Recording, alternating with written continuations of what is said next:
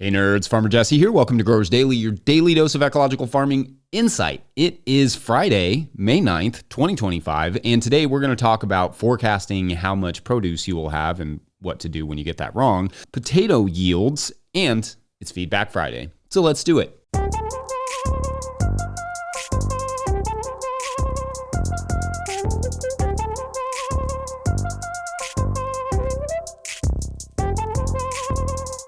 All right, happy Friday, growers. I hope everyone is looking forward to a productive weekend after a productive week. It's soccer coaching for me, per usual, this weekend. Also some soccer watching, some house repairs, normal dad stuff. Yesterday, I got a bed of peppers in. Nothing really fancy to say about that, except that I'm giving them a little bit more, like a fair amount of room this year, about 3 feet between plants, in hopes that I can get away with not trellising them. We will see if I end up regretting that decision, but it's worth a shot. I also plugged a little bit of sweet alyssum underneath of those plants or between them as my interplant this year for the peppers to increase the flower presence in and around the peppers, but also just on that side of the garden. More flowers always is my motto. I don't know if I've ever said it, but it's my motto now. Anyway, it's Friday, which means Feedback Friday, where we explore what you all were saying about this week's topics. On Monday, we talked about tomato trellising and also crop rotations, and got a couple comments like this one from @JohnM.515, quote, "I've grown tomatoes in the same place for 10 years, no issues," end quote, which is entirely possible. I know a lot of people mentioned that Doubting has grown his tomatoes in the same place for a decade or so, and that's fine. My point is only that if in the next year it fails or the yields decrease considerably, then it would have been smart to rotate them. Especially as a commercial grower, but perhaps also as someone, reliant on that crop for their winter tomato sauces. Yes, healthy soil helps, absolutely, but how do you know if healthy soil describes the soil that you have or not yet? It may totally work forever to not rotate, who knows? But as someone who might rely on their production for a living, or as someone in my particular case offering advice to other growers, it's just a good idea to rotate crops if you can. And if you can't, just do the best you can to care for that soil.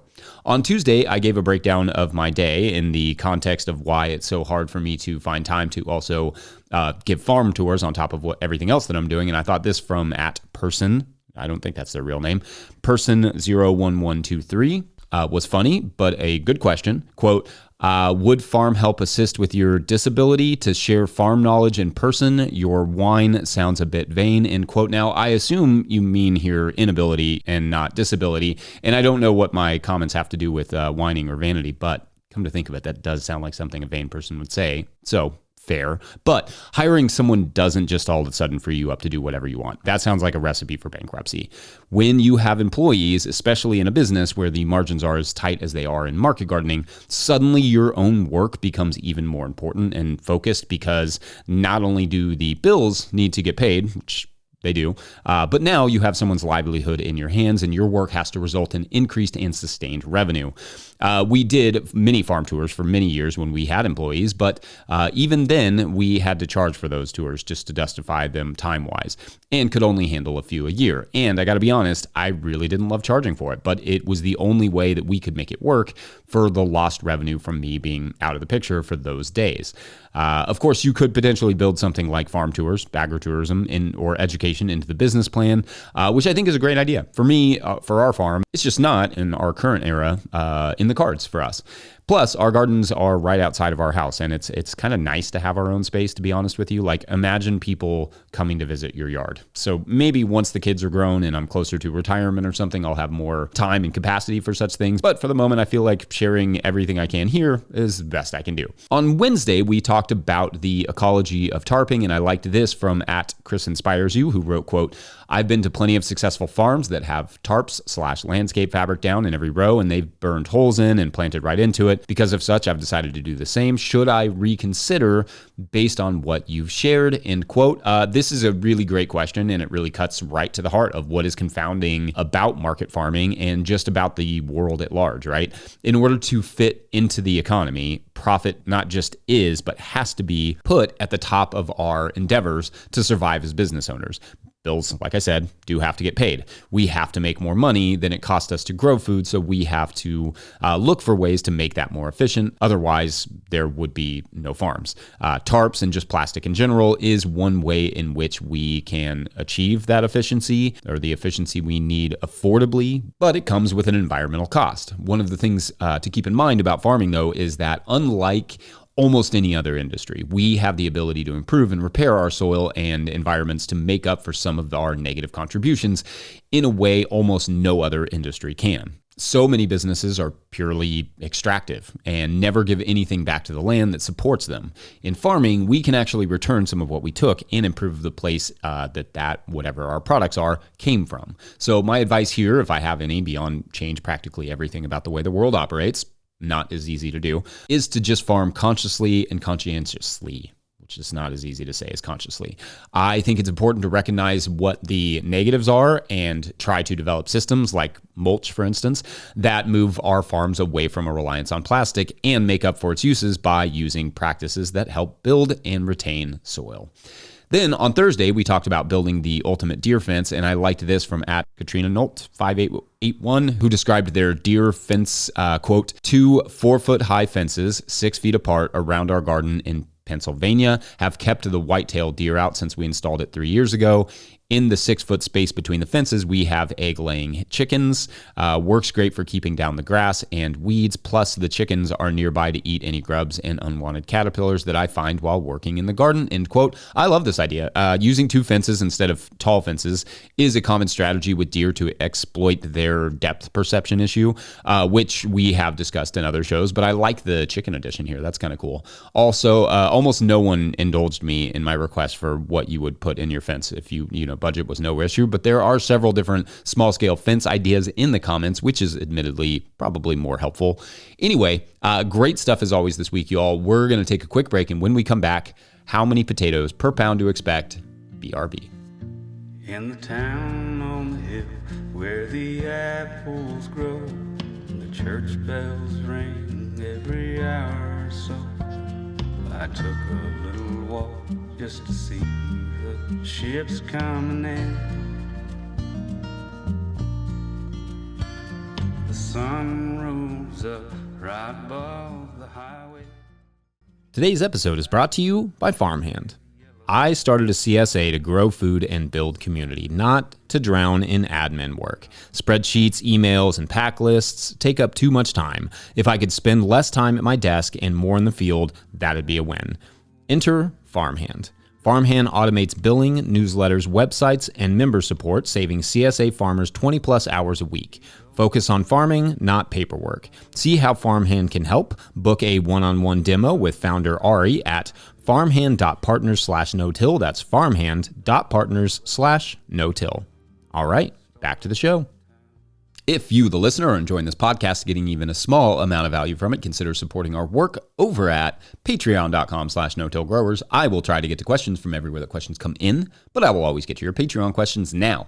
Today's Patreon question comes from Patreon member Garrett Mangini, who asks, quote, "Hi, Jesse. Thanks as always for everything you add to the conversation around market farming. I have a quick question about fingerling spuds, specifically estimating yields. Do you recommend estimating yields based on an expected harvest per plant or based on multiple of the total pounds of seed planted, i.e. 10 pounds of seed gets you 100 pounds of harvest? We just planted our potatoes, zone 6B or 8A, depending on the spring, and had to stretch the seed a bit more than expected. As we were cutting fingerling tubers in halves and thirds, I was thinking, would we get the same total yield if we planted 10 pounds on a 50-foot bed instead of stretching 10 pounds to fit a 100-foot bed? Thanks for any insight," end quote. Okay, so this is a fun question. Thank you. Also, the idea of an ag hardiness zone swinging from 6B to 8A is both amusing and relatable. I would say the same thing about rain for us. This year we got a monsoon season, which not typical. Last year it was a drought. Really keeps you on your toes, this weather stuff. All right, so the 1 pound of seed gets you 10 pounds of potatoes thing is a rough estimate that you will hear a lot and may actually be high for mini potato crops and especially fingerlings in general, but we'll get there. It's based effectively on getting at least 2 to 4 chunks from each pound of potatoes.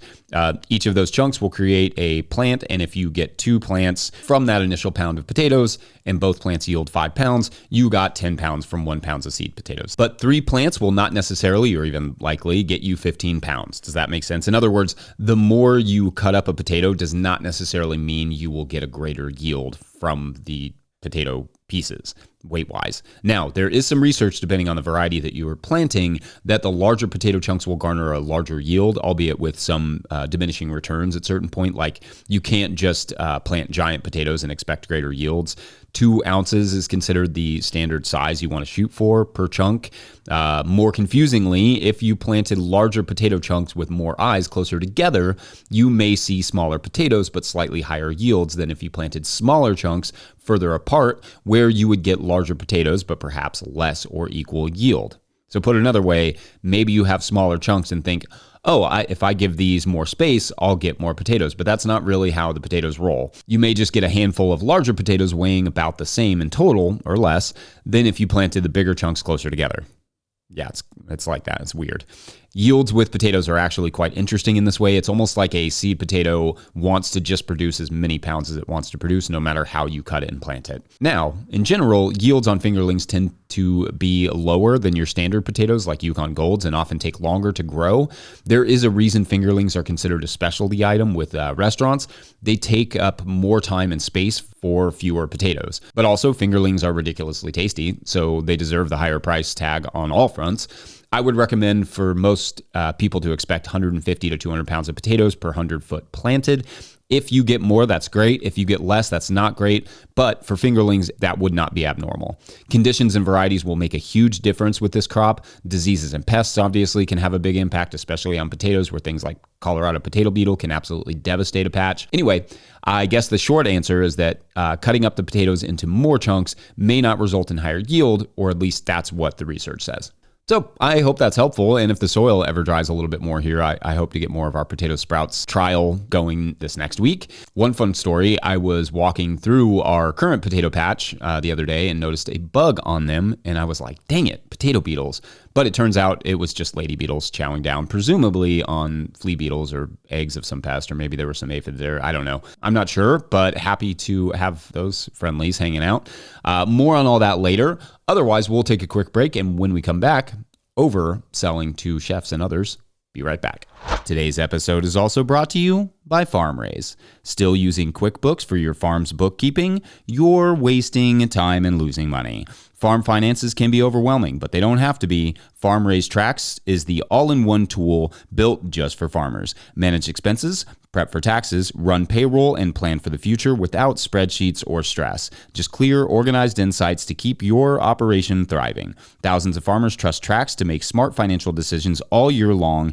It's time you did too. Use code NOTIL20, that's all caps, no spaces, NOTIL20 for 20% off the life of your membership at farmraise.com.